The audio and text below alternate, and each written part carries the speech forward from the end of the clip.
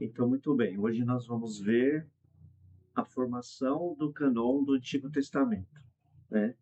Então, é um estudo deveras científico, porque ele ele vai fazer análise dos textos antigos, ele vai precisar daquele elemento um pouco da teologia histórica, porque ele vai abordar os aspectos históricos também, né? A arqueologia é muito importante, principalmente para os textos do Antigo Testamento, para o Novo também, é claro, mas para os do Antigo Testamento, que são textos mais longevos, né, mais antigos, então a arqueologia também é bem importante. E eu tenho um livro aqui que eu quero indicar. Deixa eu ver se eu coloco aqui na frente, ó. Este livro eu considero muito importante, ó. Merece Confiança o Antigo Testamento? Então, este livro está dividido em duas partes, que é a introdução geral e a introdução específica. Então, do que trata a introdução geral? Ela trata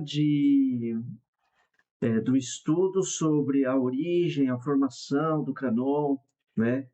Da autenticidade do cânon, da ordem estrutural do cânon, quais livros são considerados, quais não são, essa é a introdução geral. A introdução específica é aquela que fala de cada livro.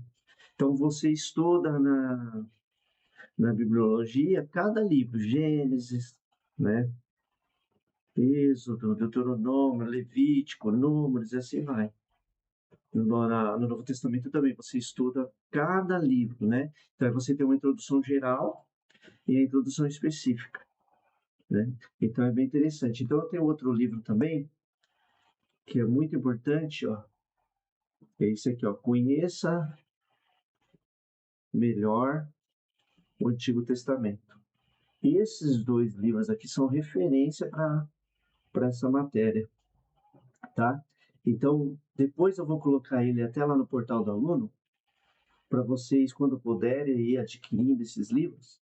Mas eu vou deixar lá para ficar, quando vocês quiserem consultar algum livro para comprar, aí vocês terem as indicações lá. Vou abrir uma aba lá de indicação de livros. E aí, quando vocês quiserem, eu vou comprar um livro, aí vocês dão uma olhada lá, vocês escolhem e já vai formando essa biblioteca, tá bom? Então hoje a gente vai trabalhar sobre esse cânon. Eu preparei um material que eu quero compartilhar.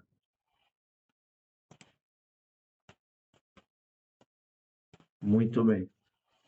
Então, o cânon do Antigo Testamento, né? A régua de medição da autoridade divina. O que nós vamos fazer então? O diagnóstico histórico, teológico sobre a formação, os testes e o reconhecimento das escrituras hebraicas, né? Do Antigo Testamento. Nós, tecnicamente, estamos estudando teologia falando do período veterotestamentário. Quando se trata do Novo Testamento, nós falamos do período neotestamentário, tá? Então, eu tenho uma lista já aqui, só que a gente vai trabalhar sobre essa origem, e sobre a autenticidade, sobre a formação do cânon, e depois, no finalzinho da aula, eu vou voltar aqui para essa lista. A gente vai comparar o cânon que nós temos hoje na nossa Bíblia, na nossa tradução, com os textos mais antigos das escrituras hebraicas, tá? Então, depois a gente vai voltar para cá, a gente vai pontuar cada texto desse, cada período desse. Então, vamos dar a definição aqui em primeira instância, né? Então, a gente fala de cânon. O que seria o cânon? Né? O cânon, ele é uma palavra que pode ser traduzido como vara de medir. Essa seria a tradução mais precisa, né? A segunda etimologia. A vara de medir. Para a gente, né? Nós entenderíamos melhor se falasse de uma régua, né? Aquilo que faz medição, uma vara reta, né? Aquilo que é usado para medir alguma coisa. O cânon significa isso.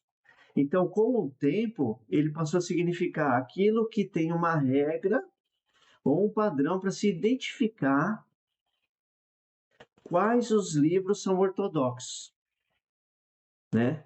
Então, eu até coloquei aqui nesse material. Na literatura, passou a significar a regra ou o padrão pela qual uma obra é medida quanto à sua inspiração e autoridade divina. Então, isso é o canon, né?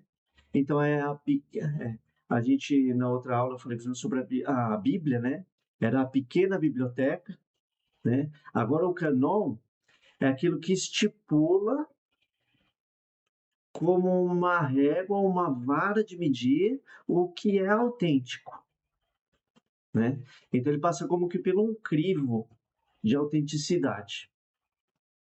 Então, já de antemão, nós podemos dizer que as escrituras hebraicas, ela contém os mesmos 39 livros aceitos pelos judeus, pela igreja apostólica, quer dizer, pela igreja dos tempos apostólicos, né, no nascimento da igreja, e pelas igrejas protestantes mais tarde, lá no século XVII. Então, este canon, ele é definido por 39 livros, tá? Então, qual a questão central aqui? O que torna um livro canônico? Esta é uma pergunta, né, chave para... Ela produz uma chave de leitura para a nossa matéria aqui. E outra pergunta: quando o povo de Deus na antiguidade aceitou esses textos como legítimos? Então, é isso que eu vou querer trabalhar um pouquinho aqui para a gente se aprofundar neste ponto. Então, eu tenho uma divisão aqui que ela é muito interessante. Eu até coloquei a matemática do canon, né? Então, o conteúdo é idêntico aos 39 livros protestantes. Mas deixa eu fazer uma ressalva. Na verdade, o texto... Na verdade, o texto mais antigo do cânon hebraico é um cânon que é chamado Cânon da Palestina, né? Ele é o texto mais antigo que a gente teria registro. Neste cânon, os hebreus constam e dispunham ele em ordem em 22 livros, tá? Mas o problema aqui não é de conteúdo, ele é só estrutural. Então, o cânon palestino, ele tinha 22 livros, porque 1 Samuel, ele contava como um livro só.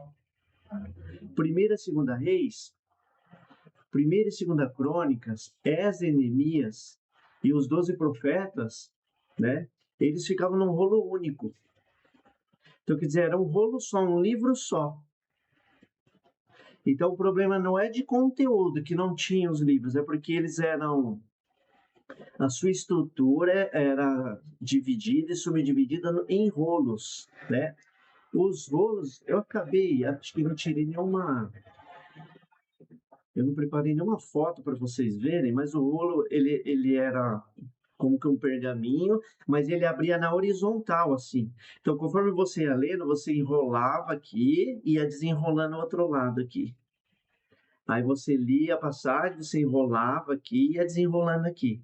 Então era difícil para você achar o livro de Isaías. Então os rabinos, eles tinham conhecimento onde estava o texto. Então eles falavam, vamos ler o livro de Isaías, o rolo de Isaías. Então ele enrolava aquilo até a parte que ele queria ler.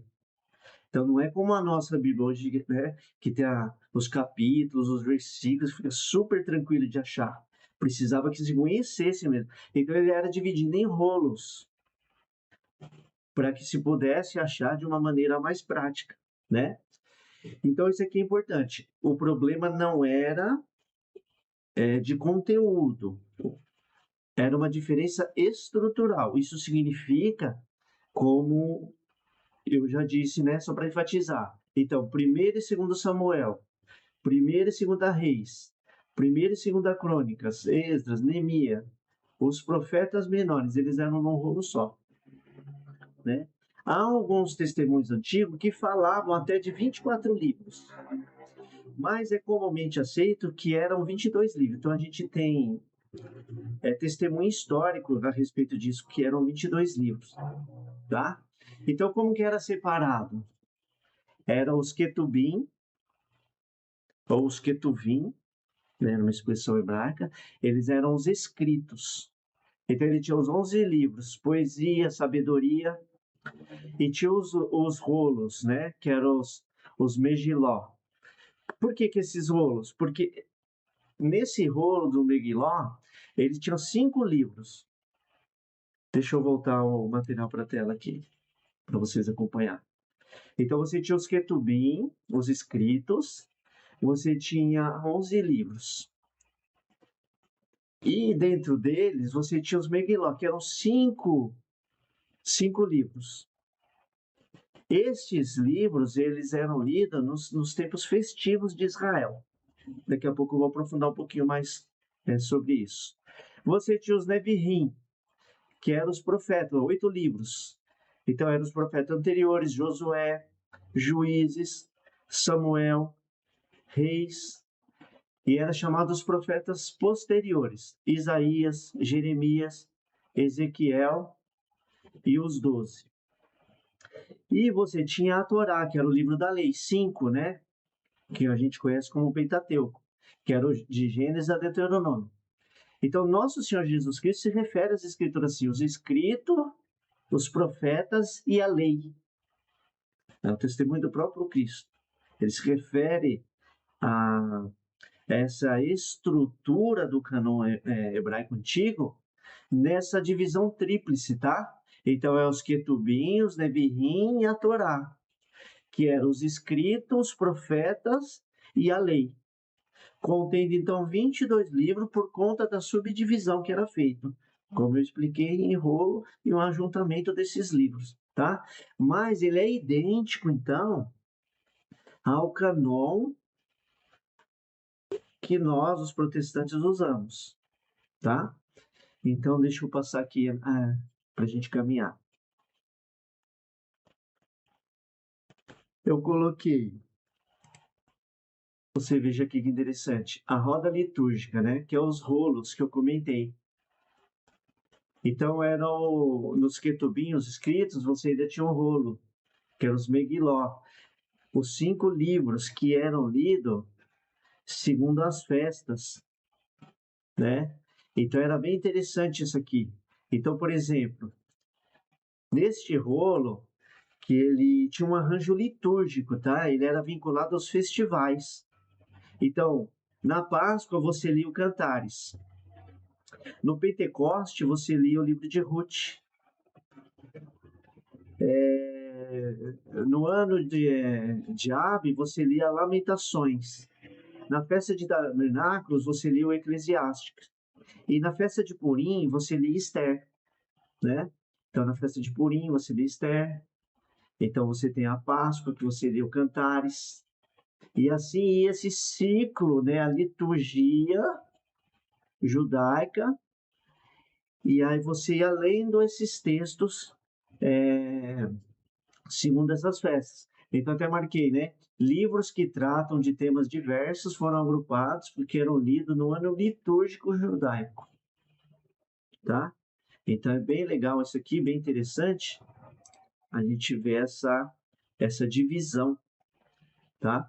Então os livros que eram lidos nas festas litúrgicas, né?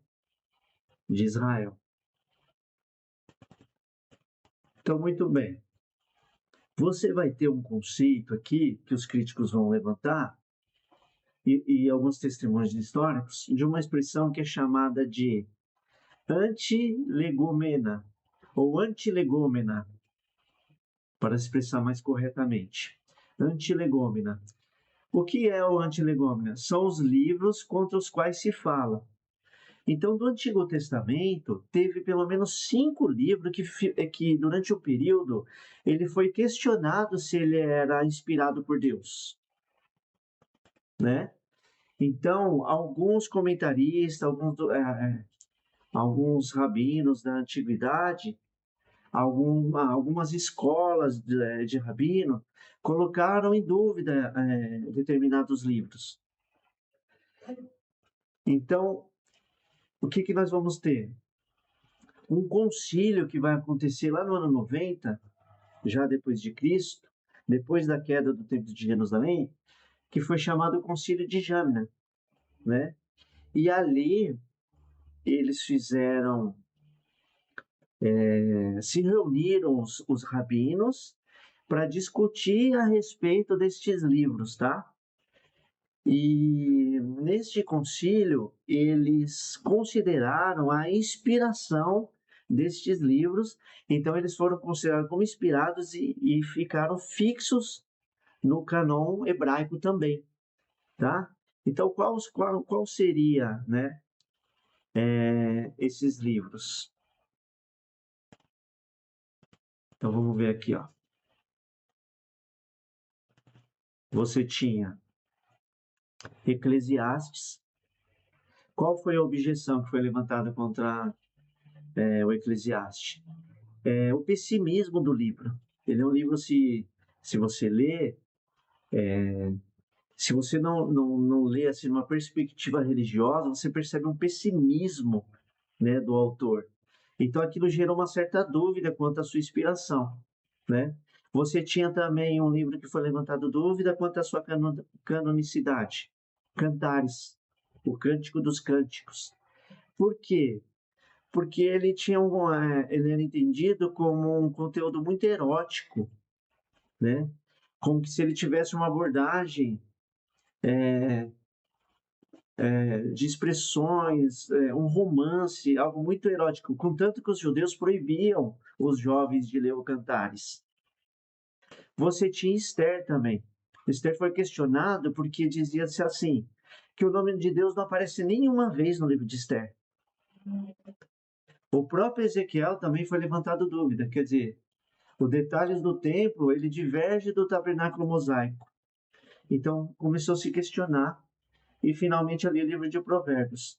Os preceitos aparentemente contraditórios, né?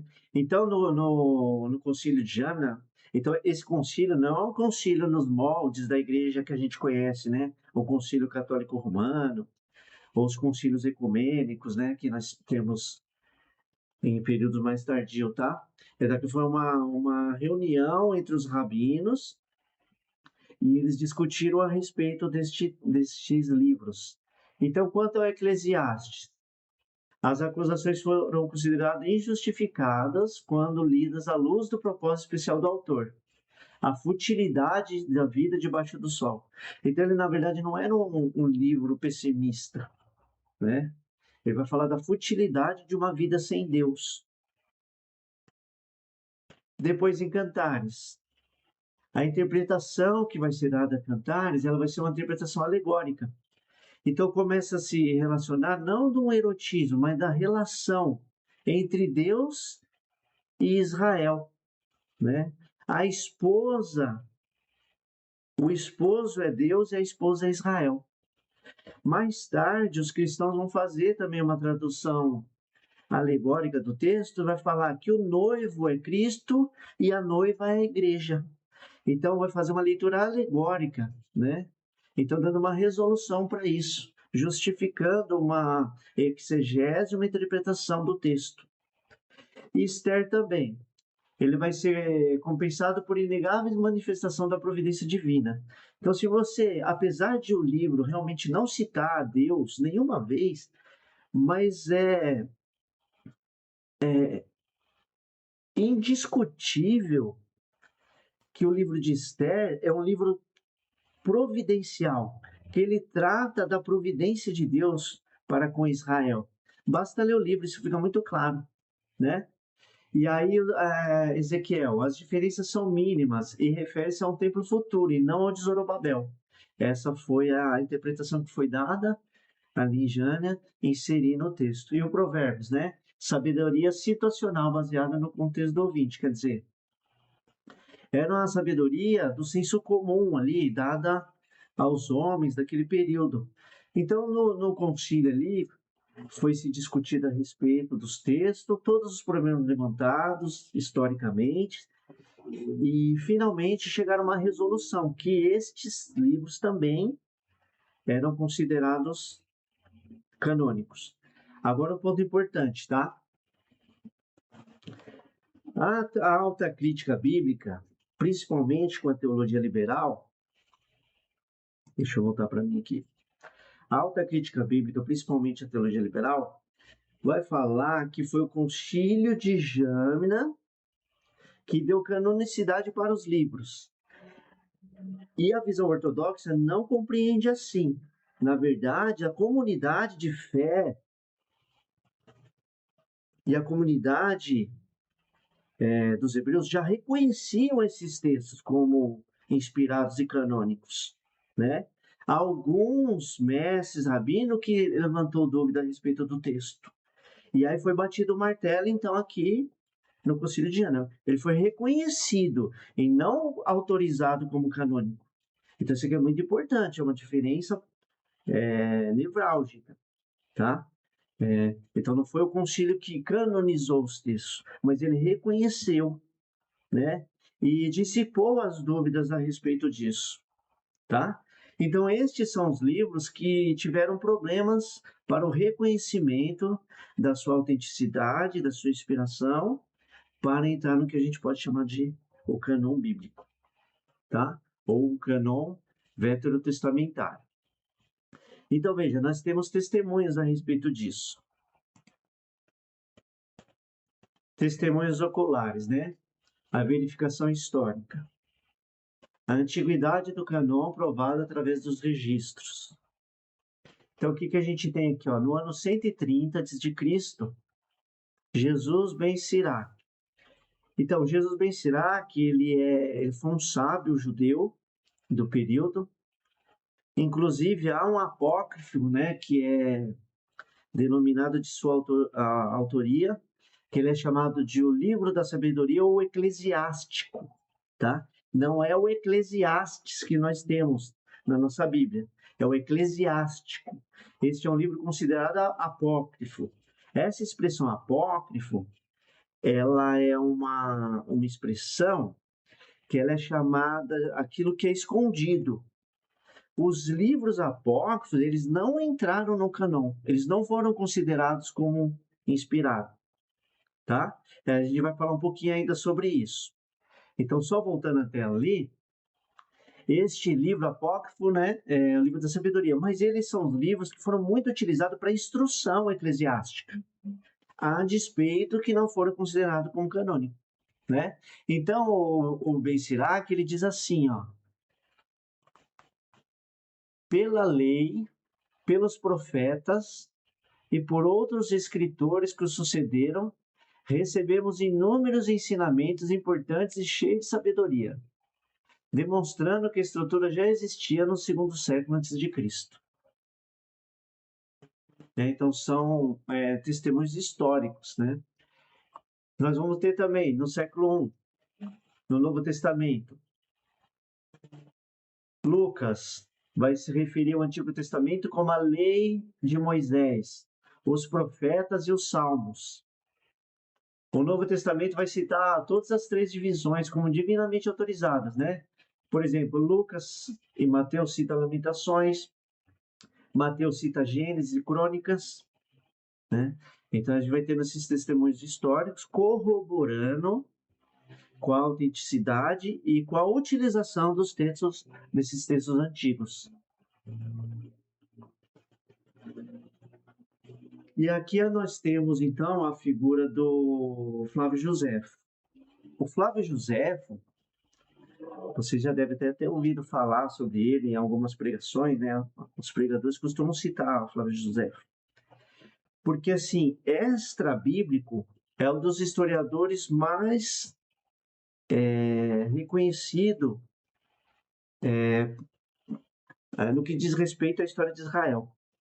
Então, ele escreveu um livro chamado A História dos Hebreus, né, que é um livro bem denso, bem grosso. Ele foi lançado pela CPAD, ainda vende, né, pela CPAD. Então, o Flávio Josefo, ele vai corroborar com a ideia do canon, e com esse canon antigo, hebraico, tinha 22 livros. Olha só o que ele diz aqui, que interessante. não temos dezenas de milhares de livros em desarmonia e conflitos, mas só 22. Desde Ataxerxes até nossos dias. Quer dizer, desde Malaquias, tá? Então, Malaquias é o último livro das Escrituras segundo a estrutura do nosso cânon, né?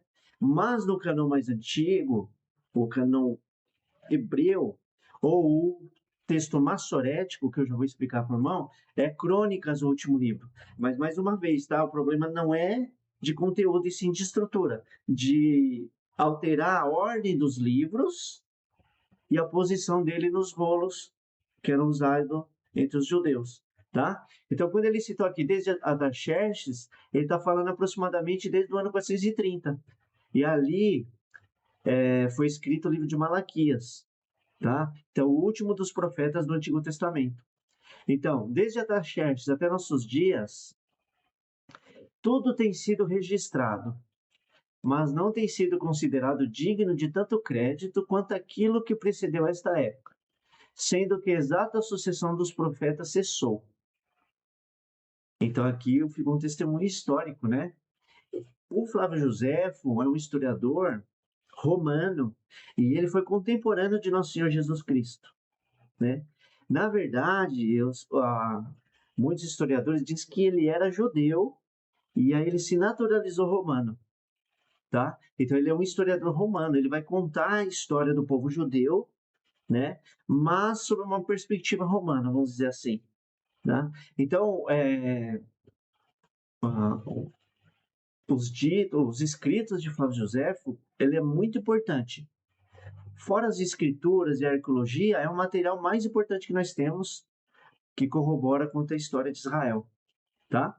Então nós temos aqui, ó, o fato 1, limite estrito.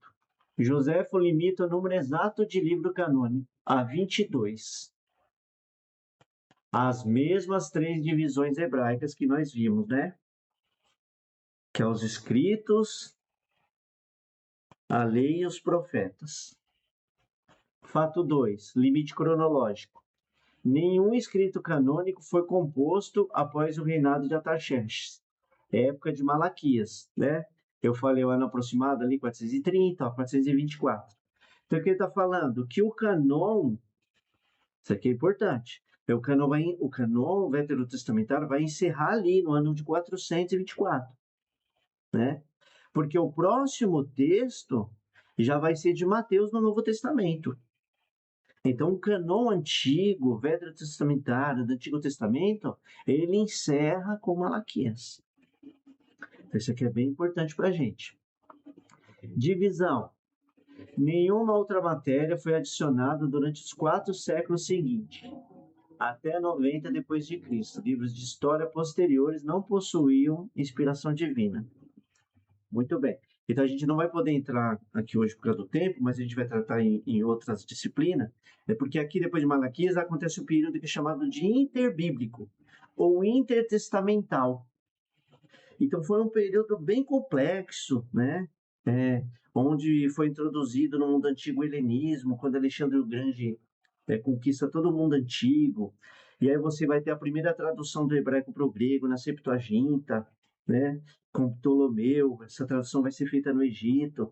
Então, esses 400 anos, que é o período interbíblico, que faz a divisão do Antigo Testamento para o Novo Testamento, um período bem complexo, que a gente vai precisar estudar, tá? Então, nenhum livro, apesar de muita literatura ter sido escrita aqui, a gente fala dos apócrifos, das literaturas apocalípticas, mas nenhum livro foi considerado inspirado nesse período. Encerrando, portanto, com Malaquias.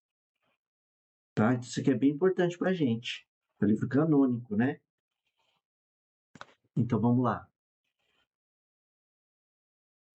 Deixa eu voltar ali para você. A continuidade, né? Então, os pais da igreja. O canônico hebraico inviolável. Então, só alguns testemunhos históricos a respeito dessa legitimidade e dessa autenticidade do cânon do Antigo Testamento, tá? Então, Milito de Sardes, no ano 170, século II. Então diz: o mais antigo catálogo cristão sobrevivente. Viajou ao Oriente para investigar a ordem dos livros. Confirma a lista hebraica, excluindo os apócrifos.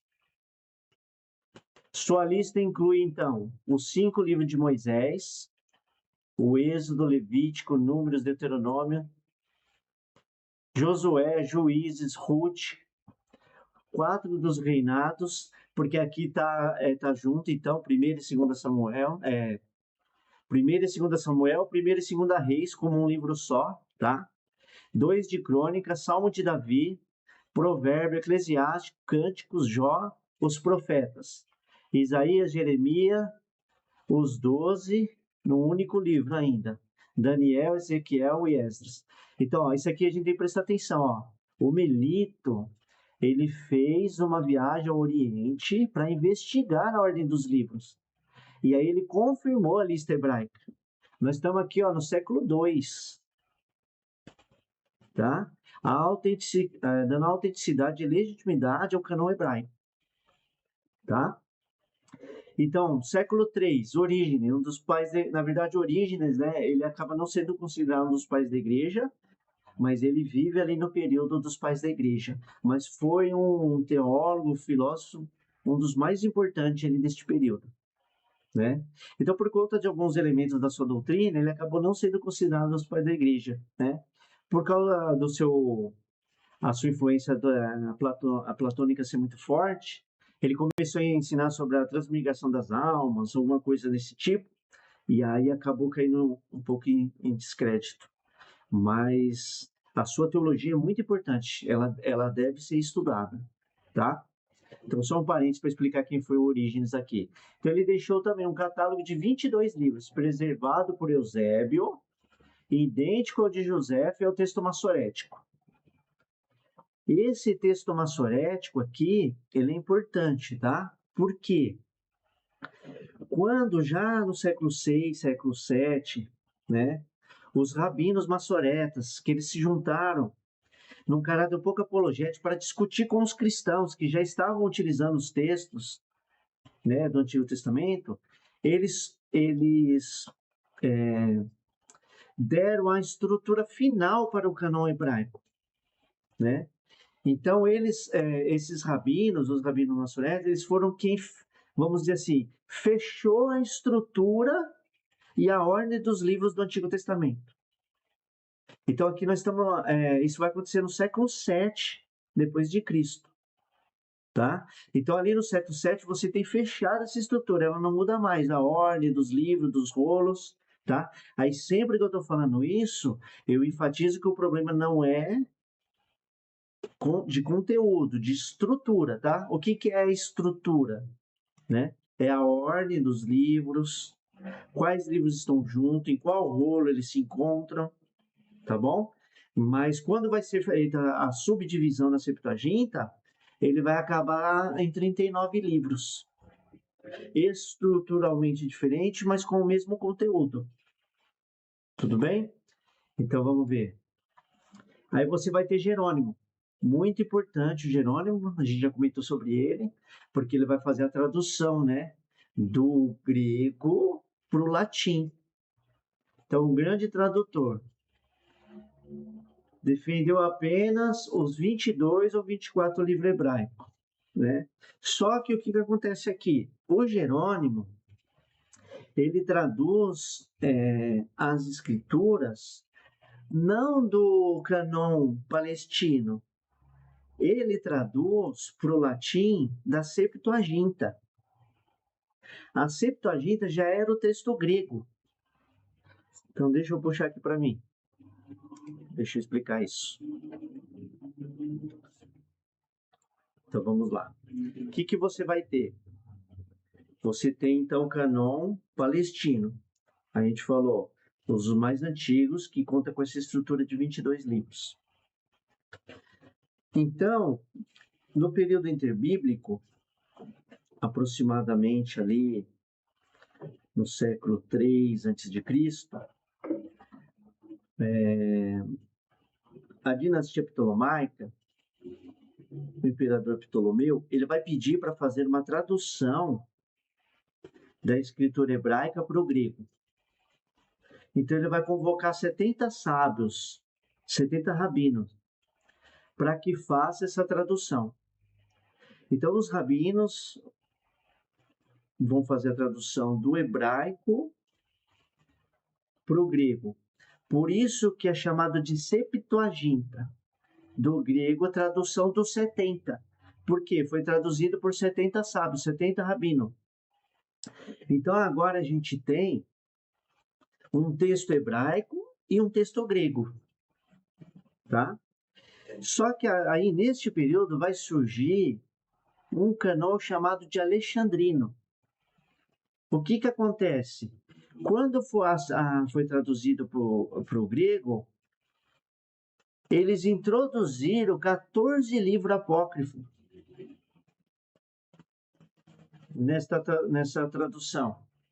Então, a Septuaginta faz a tradução do texto palestino e insere 14 livros de um cânon chamado alexandrino, que circulava em Alexandria, no Egito.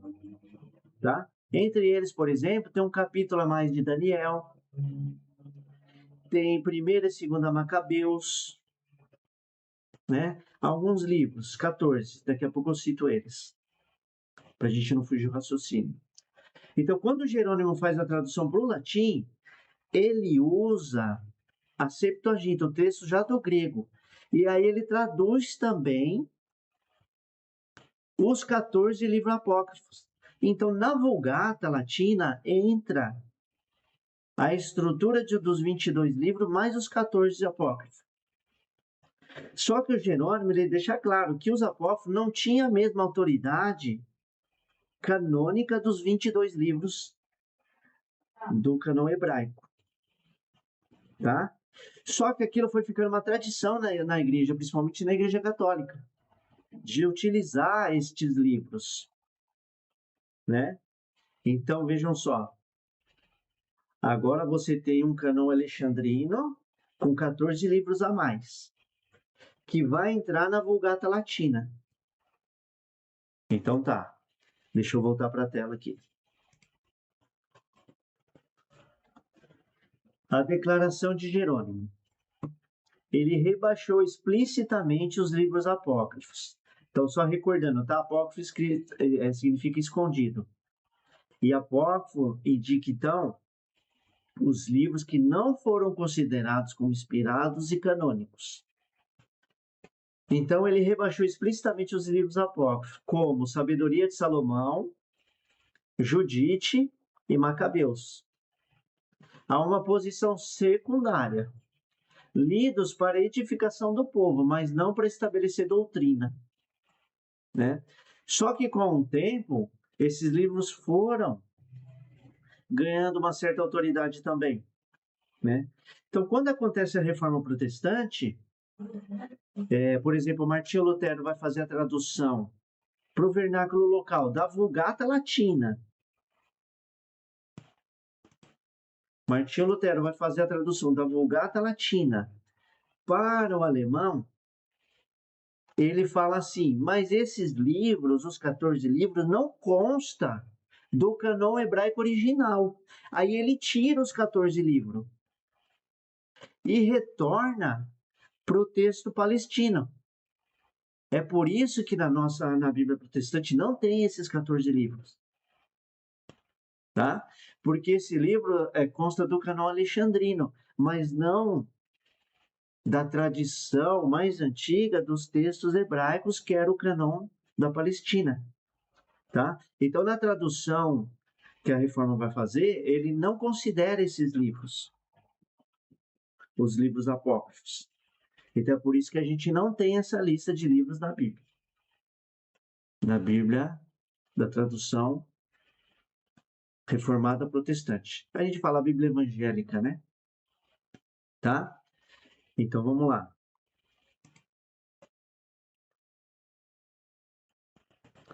Uma disputa de fronteira, então. O mito do cânone alexandrino.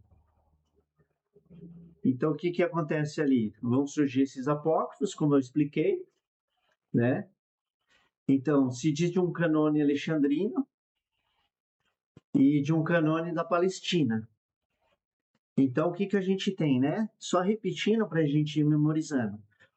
Um cânon da Palestina, que é a estrutura mais antiga que nós temos. Você vai ter um cânon da Alexandria, que já é lá do período interbíblico, né? Então, o período interbíblico é no século III a.C. E aí você vai ter a tradução para o grego. E depois, no século XVII, você vai ter a tradução para os vernáculos locais, né? Então, só voltando um pouquinho, você vai ter a tradução para o grego e depois você vai ter a tradução para o latim, que é a chamada Vulgata. Então, cânon palestino, cânon alexandrino, Septuaginta, Vulgata latina e tradução aos vernáculos locais da Reforma Protestante. Então, estas são as listas que nós temos, tá? Então, vamos lá. Então, o que o Filon de Alexandria fala? Ó, o mais prolífico judeu alexandrino citou frequentemente o cânon palestino. Ele nunca fez citação dos livros apócrifos. Então, quem afirmou isso foi esse autor que eu indiquei aqui para vocês, tá? Num estudo muito aprofundado que ele faz aqui, ó, ele diz essa expressão de Filon de Alexandria, tá? Dizendo que ele usava o cânon palestino. Depois você tem a versão de Acra, século II, uma tradução grega feita pelos próprios judeus, que deliberadamente não continha os livros apócrifos. Conclusão: os judeus alexandrinos incluíam os apócrifos apenas como livro eclesiástico.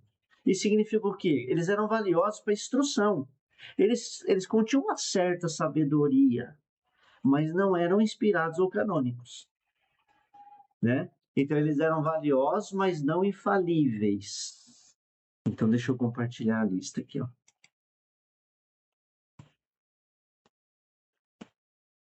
Então o que nós temos, né? Então, essa lista aqui é riquíssima, tá? Vai estar ali no material complementar, lá no portal do aluno, que eu vou deixar disponível para vocês.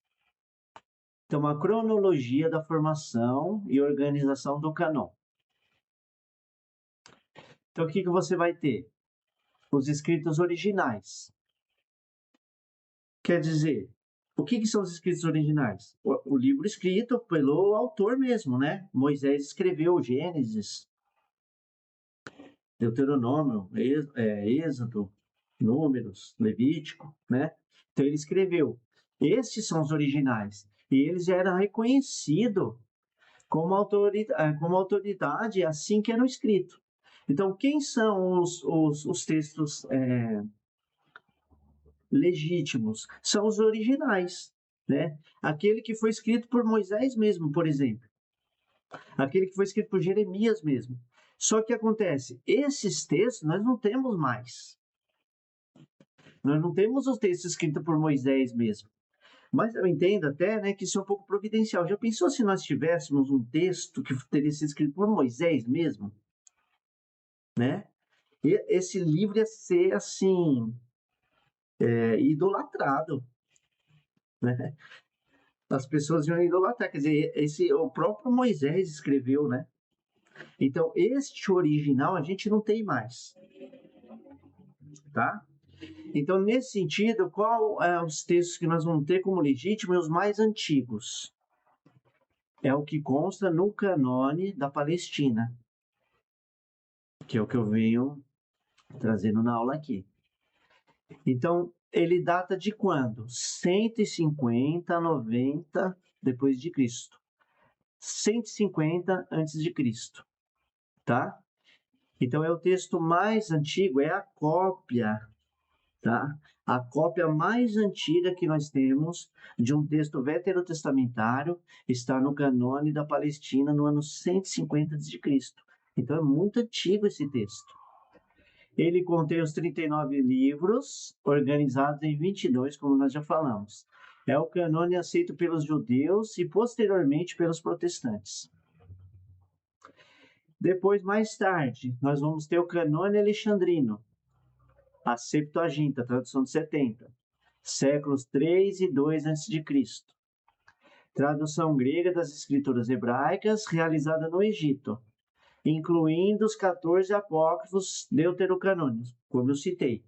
Por que aqui chama de deuterocanônico?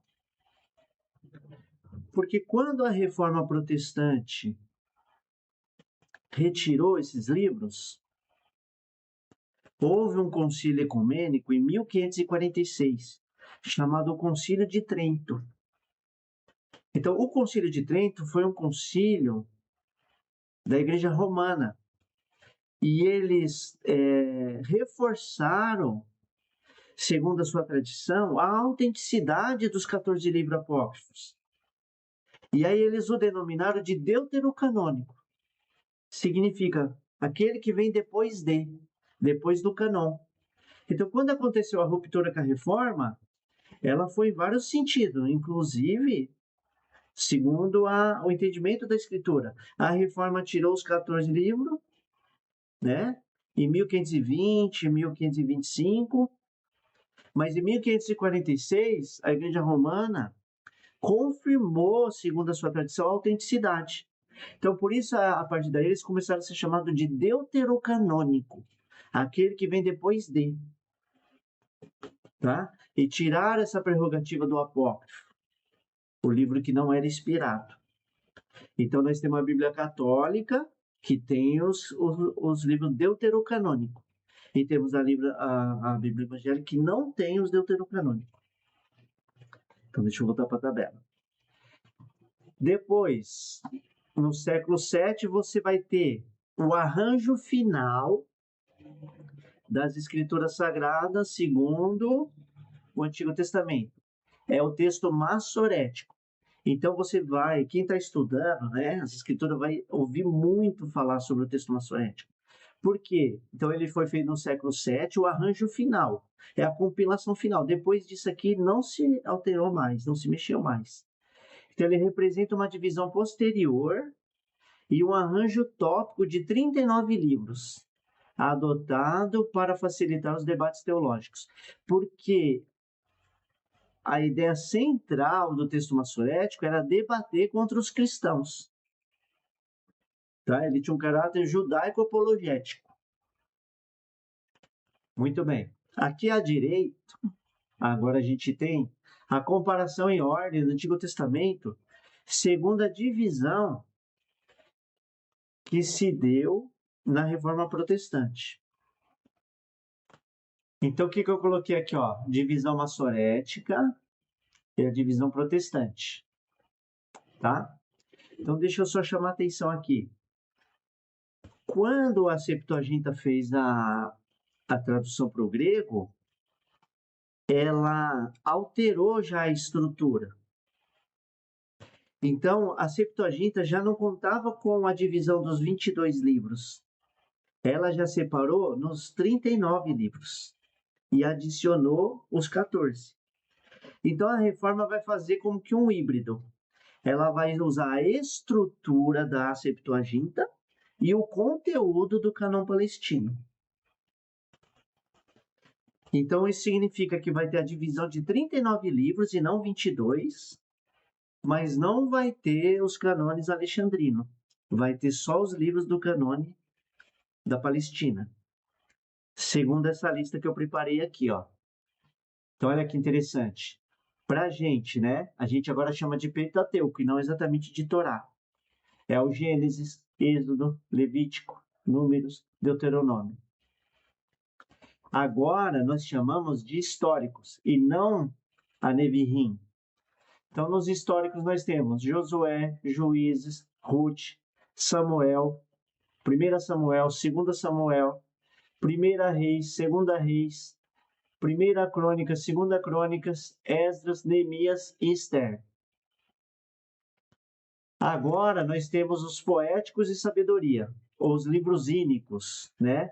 Então, no massorético você tem os profetas posteriores, Isaías, Jeremias, mas na nossa estrutura, então, Vocês vejam que o conteúdo é o mesmo, são os mesmos livros, só dispostos em ordens diferentes, né? Agora a gente tem aqui os poéticos, os ínicos ou os livros de sabedoria. Quais são os livros de sabedoria do Cânon, segundo a tradução e estrutura da Reforma? Jó, Salmos, Provérbios, Eclesiastes e Cantares.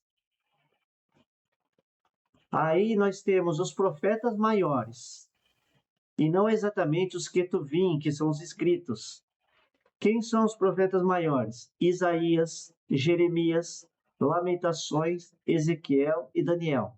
Aqui vale um parênteses, tá? Eles são chamados profetas maiores não porque eles são mais importantes que os profetas menores. É porque profetas maiores, porque a extensão dos seus livros. Quais são os maiores livros da Bíblia? O maior é o do Isaías, depois é de Jeremias, depois Lamentação, depois Ezequiel, depois Daniel. Então ele está disposto, se assim eu posso dizer, em tamanho de livro, é por isso que é o profeta maior. Então não porque ele é mais importante, é porque o seu livro é maior, mais extenso, tá? Então qual o livro mais extenso dos profetas? É o de Isaías.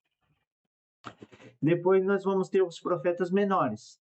E não é exatamente a divisão dos Megiló, dos rolos, né? Então, quem é os profetas menores? Oséias, Joel, Amós, Obadias, Jonas, Miqueias, Naum, Abacuque, Sofonias, Ageu, Zacarias e Malaquias. Ó, fechando o cânon do Antigo Testamento. Mas olha aqui no texto massorético, ó, quem fecha o cânon, como eu tinha comentado, do Antigo Testamento, ó, Crônicas. Muito interessante isso, né, irmãos? Então, muito rico isso, tá bom? Então, vamos parar por aqui, né, para também não ficar muita coisa, né? Então, a gente vai para a aula por aqui, quer dizer, a gente para essa primeira parte, porque a gente vai dar uma continuidade, então, no estudo do cânon do Antigo Testamento, e fazendo a divisão, então, dessa aula em duas partes.